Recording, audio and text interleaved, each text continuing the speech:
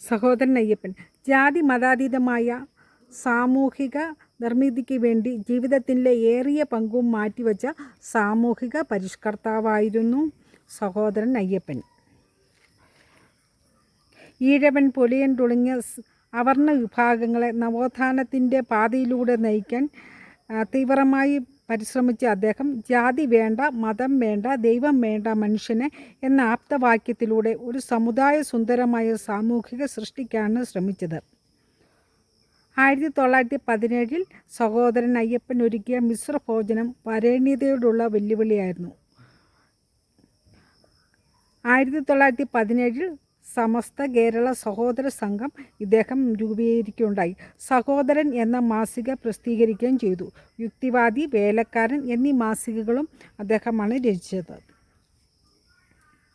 പുലയൻ അയ്യപ്പൻ എന്ന പരിഹാസപ്പേര് അദ്ദേഹത്തിന് ലഭിക്കാൻ കാരണം ഈഴവ സമുദായങ്ങൾക്ക് കീഴ് സമുദായത്തോടുള്ള അവജ്ഞ മാറ്റിയെടുക്കാൻ അദ്ദേഹം കീഴാള ജനവിഭാഗത്തിൻ്റെ ഇടയിൽ അദ്ദേഹം നടത്തിയ ഒരു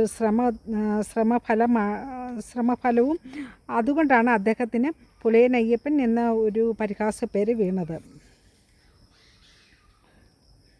1948 അദ്ദേഹം നിയമസഭാംഗമായി. 1949 അദ്ദേഹം മന്ത്രിസഭയിലും അംഗമായിരുന്നു. റാണി സന്ദേശം, പരിവർത്തനം, ഉജ്ജീവനം, അഹല്യ, സഹോദരൻ്റെ പദ്യകൃതികൾ തുടങ്ങിയ പ്രധാന കൃതികളാണ് അദ്ദേഹത്തിൻ്റെത്. 1968 മാർച്ച് 6 അദ്ദേഹം അന്തരിച്ചു.